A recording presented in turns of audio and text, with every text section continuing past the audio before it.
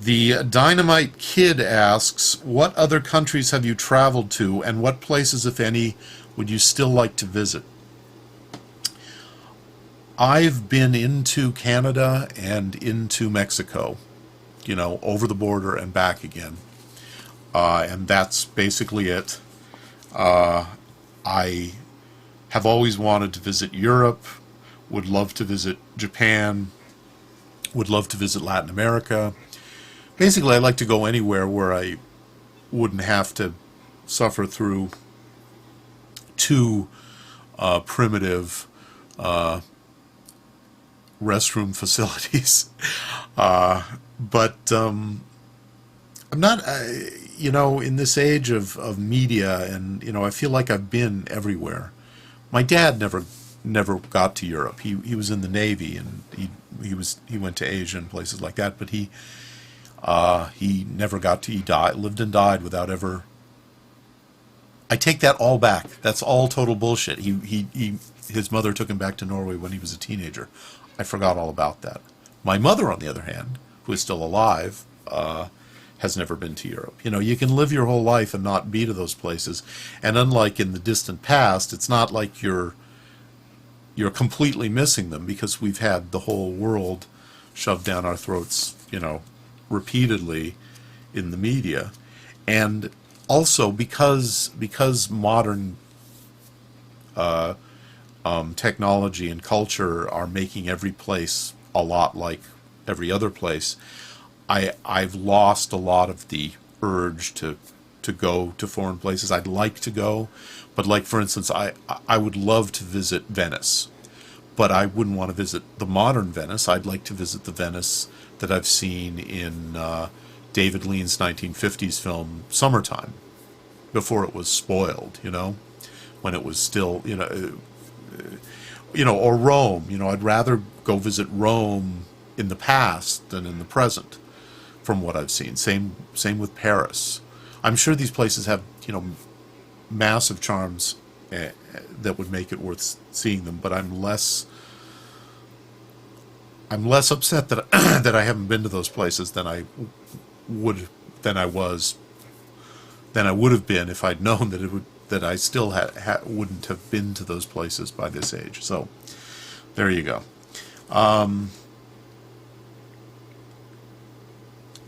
Lovasip, what do you think about European films? I like a lot of European films. They're like American films, I like some, I don't like others. Which is your fave? Well, again, I can't have just one, and it depends on whether you include, Britain in Europe. If you do include Britain in Europe, I guess technically my favorite European film would be The Ruling Class, starring Peter O'Toole. Because I never answer the question, because I don't think that there can be a serious answer to what your favorite film is, or at least in my case there can't be. My joke answer, only it's sort of not a joke, is The Ruling Class. That's my favorite film. It isn't really, but it's a film that just includes so much of what interests me in such an unlikely package that it's a film worth recommending to anyone who's interested in what I think. The Ruling Class, 1972. Peter O'Toole. As an English lord who thinks he's Jesus Christ. So anyway, did you see a Hungarian film? Okay, like I said, I kind of went through these questions quickly, so I had the time to go to IMDb to check up. And unfortunately, all the IMDb Hungarian films had Hungarian titles, so I wasn't sure, just looking at the long list, what I'd seen and what I hadn't seen.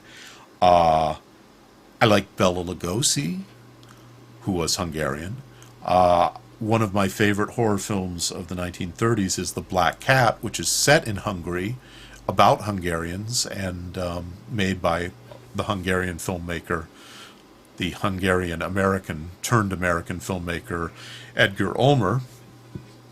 And one of my friends here in Hollywood is Tibor Takas, the Hungarian-Canadian filmmaker who made the Gate movies back in the 80s and has made many, many, many, many films through the 90s and into the modern 21st century.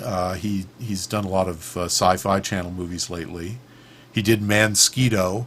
We never get tired of teasing him about that. He's Hungarian, and he's made some films in Hungary. So like that. But as far as actual Hungarian native cinema, I can't really tell you. I'm sure I've seen some Hungarian films. I'm just not sure which ones. It's Burning My Eyes. Great to see you, Bob. Can I send you my resume CV? No, please don't. Nobody send me any resume CDs, because why? I can't do anything with them. First of all, one of my fears when I first got onto YouTube was that if I mentioned that I worked in Hollywood, I didn't want to have happen what used to happen to me all the time. I used to be a script reader, just as an example. Here in LA, Santa Monica, Hollywood, it's all one big place. You know, anytime you open up a screenplay in public, people just, it's like flies. People just come swarming around you. And I used to, when I was a reader, I used to take like 6 scripts to like McDonald's and sit there and just read through all these scripts at one sitting because I couldn't get through it all at home. You know, it was just a place to go, and I would inevitably have to fend off people who saw me with scripts and came over and go, are you a producer? Are you a, you know, do you work for the studios? Are you a writer? I'm a writer. And I wasn't in any position to help them. Plus I was actually working. It was very awkward. And now as a YouTuber who has talked about being a professional in Hollywood, I'm in no position to do anything with your resume CV. There are, you know, I may find myself in collaboration with someone that I met through YouTube in some circumstance I can't predict, but I'm not in a position right now to be collecting information about filmmakers. Have I sufficiently insulted you now by accident? I don't know, but the answer is no. I don't want anybody's resume. Eternal Undying Love, WB, which I assume means welcome back. Congratulations on finishing your script. Thank you. It was a real struggle to focus. I really can't get over talking about how hard it is with the internet. The internet and screenwriting on a computer just don't go together because, well, any kind of creative writing, it's it's terrible. You're constantly looking for something to procrastinate with, and right behind your writing pain is the whole stinking universe. And now with YouTube, it's even worse. But thank you. Yeah. Who Wants to Live Forever says, would you film a fight scene with people who are not in the Stunt Association or SAG-AFTRA registered if they could do it better than those qualified? Would I? Well, I'm, like I say, I'm a bottom feeder at this point. I could very easily end up making a movie that has nothing to do with SAG or the Stunt Association. And then if you're sort of asking in a general sense about whether somebody who isn't in those organizations could get a job in a fight scene in a movie, if you got some kind of skill that actually qualifies you to be better than someone in the Stunt Association, that's how people get into the Stunt Association.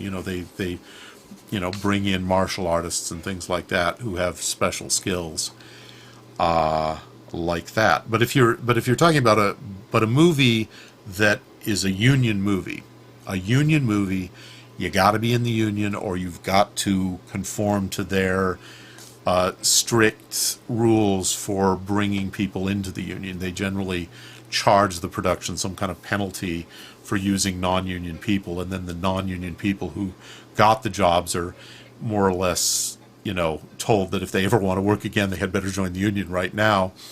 It's like that. On the other hand, non-union stuff, bum fights. And I'm not, generally speaking, I don't really see myself as making a lot of movies with fight scenes per se, although there might be horror, killing, death scenes and things like that, and monster attacks. But like,